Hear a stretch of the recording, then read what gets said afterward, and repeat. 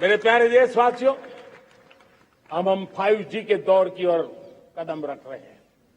बहुत दूर इंतजार नहीं करना होगा, हम कदम मिलाने वाले हैं। हम ऑप्टिकल फाइबर गांव-गांव में पहुंचा रहे हैं। डिजिटल इंडिया का सपना गांव से गुजरेगा, ये मुझे पूरी जानकारी है। आज मुझे खुशी है, हिंदुस्तान के 4 लाख कॉमन सर्विस सेंटर्स गांवों में विकसित हो रहे हैं। गांव के नौजवान बेटे बेटियां कॉमन सर्विस सेंटर चला रही हैं। देश गर्व कर सकता है कि गांव के क्षेत्र में 4 लाख डिजिटल एंटरप्रेन्योर का तैयार होना और सारी सेवाएं गांव के लोग उनके यहां लेने के लिए आदी बन जाए, ये अपने आप में टेक्नोलॉजी हब बनने की भारत की जो ताकत है। मेरे प्यारे देशवासियों, ये जो डिजिटल इंडिया का मूवमेंट है, जो सेमीकंडक्टर की ओर हम कदम मांड रहे हैं, 5G की ओर कदम मांड रहे हैं, ऑप्टिकल फाइबर का नेटवर्क बिछा रहे हैं, ये सिर्फ आधुनिकता की पहचान ऐसा नहीं है। 3 बड़ी ताकतें इसके अंदर समाहित है। शिक्षा में आमूलचूल क्रांति, ये डिजिटल माध्यम से आने वाली है। स्वास्थ्य सेवाओं में आमूलचूल क्रांति डिजिटल से आने वाली है। कृषि जीवन में भी बहुत बड़ा बदलाव डिजिटल से आने वाला है। एक नया विश्व तैयार हो रहा है। भारत उसे आगे बढ़ाने के लिए, और मैं साफ देख रहा हूं दोस्तों, ये डेकेड मानव जात के लिए टेकेड का समय है, टेक्नोलॉजी का डेकेड है। भारत के लिए तो ये टेकेड जिसका मन टेक्नोलॉजी से जुड़ा हुआ है, आईटी की दुनिया में भारत ने अपना एक लोहा बनवा लिया है, तो ये टेकेड का सामर्थ्य भारत के प्रयास है। हमारा अटल इनोवेशन मिशन, हमारे इंक्यूबेशन सेंटर, हमारे स्टार्टअप एक नया पूरा क्षेत्र का विकास कर रहे हैं। युवा पीढ़ी के लिए नए अवसर लेकर के आ रहे हैं। स्पेस मिशन की बात हो, हमारा डीप ओशन मिशन की बात हो, समुद्र की गहराई में जाना हो या हमें आसमान को छूना हो, ये नए क्षेत्र हैं जिसको लेकर के हम आगे बढ़ रहे हैं। मेरे प्यारे देशवासियों, हम इस बात को न भूलें, और भारत ने सदियों से देखा हुआ है, जैसे देश में कुछ नमूना रूप कामों की जरूरत होती है, कुछ बड़ी बड़ी ऊंचाइयों की जरूरत होती है, लेकिन साथ साथ धरातल पर मजबूती बहुत आवश्यक होती है। भारत की आर्थिक विकास की संभावनाएं धरातल की मजबूती से जुड़ी हुई है, और इसलिए हमारे छोटे किसान, उनका सामर्थ्य, हमारे छोटे उद्यमी, उनका सामर्थ्य, हमारे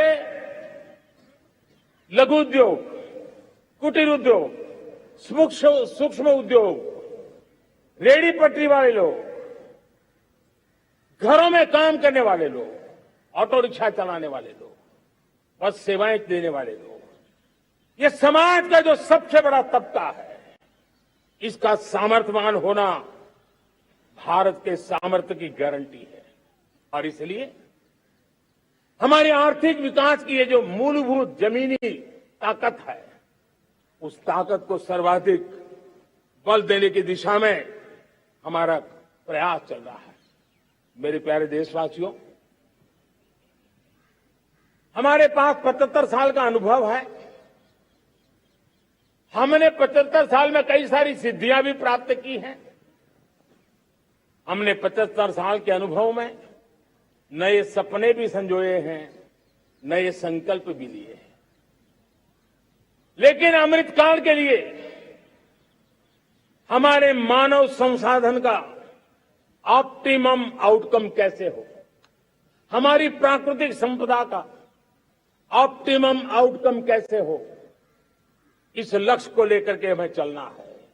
और तब मैं पिछले कुछ सालों से अनुभव से कहना चाहता हूं, आपने देखा होगा, आज अदालत के अंदर देखिए, हमारी वकील के क्षेत्र में काम करने वाले हमारी नारी शक्ति किस ताकत के साथ नजर आ रही है। आप ग्रामीण क्षेत्र में जनप्रतिनिधि के रूप में देखिए, हमारी नारी शक्ति इस मिजाज से, समर्पित भाव से अपनी गांवों की समस्याओं को सुलझाने में लगी हुई है। आज ज्ञान का क्षेत्र देख लीजिए, विज्ञान का क्षेत्र देख लीजिए, हमारे देश की नारी शक्ति सिरमौर नजर आ रही है। आज हम पुलिस में देखें, हमारी नारी शक्ति लोगों की सुरक्षा की जिम्मेवारी उठा रही है। हम जीवन के हर क्षेत्र में देखें, खेलकूद का मैदान देखें या युद्ध की भूमि देखें, भारत की नारी शक्ति एक नए सामर्थ्य, नए विश्वास के साथ आगे आ रही है। मैं इसको भारत की 75 साल की जो यात्रा में जो योगदान है, उसमें अब कई गुना योगदान आने वाले 25 साल में मैं मेरी नारी शक्ति का देख रहा हूं, मेरी माताओं, बहनों का, मेरी बेटियों का देख रहा हूं। और इसलिए ये सारे हिसाब किताब से ऊपर है, सारे आपके पैरामीटर से अतिरिक्त है। हम इस पर जितना ध्यान देंगे, हम जितने ज्यादा अवसर हमारी बेटियों को देंगे, जितनी सुविधाएं हमारी बेटियों के लिए केंद्रित करेंगे, आप देखना वो हमें बहुत कुछ लौटा करके देगी। वो देश को इस ऊंचाई पर ले जाएगी। इस अमृत काल में जो सपने पूरे करने में जो मेहनत लगने वाली है, अगर हमारी नारी शक्ति की मेहनत जुड़ जाएगी, व्यापक रूप से जुड़ जाएगी, तो हमारी मेहनत कम होगी, हमारा समय सीमा भी कम हो जाएगी, हमारे सपने और तेजस्वी होंगे, और ओजस्वी होंगे, और दैनिक प्रमाण होंगे। और इसलिए आइए साथियों, हम जिम्मेवारियों को लेकर आगे बढ़े।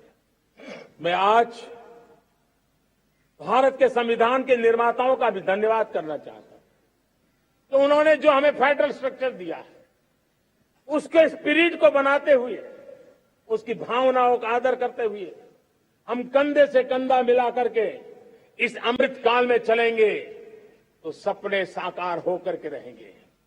कार्यक्रम भिन्न हो सकते हैं, कार्यशैली भिन्न हो सकती है, लेकिन संकल्प भिन्न नहीं हो सकते।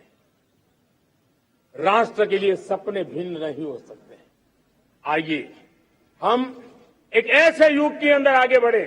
मुझे याद है, जब मैं गुजरात का मुख्यमंत्री था, केंद्र में हमारे विचार की सरकार नहीं थी, लेकिन मेरे गुजरात में हर जगह पे मैं एक ही मंत्र लेके चलता था कि भारत के विकास के लिए गुजरात का विकास, भारत का विकास हम कहीं पर भी हो, हम सबके मन मस्तिष्क में रहना चाहिए।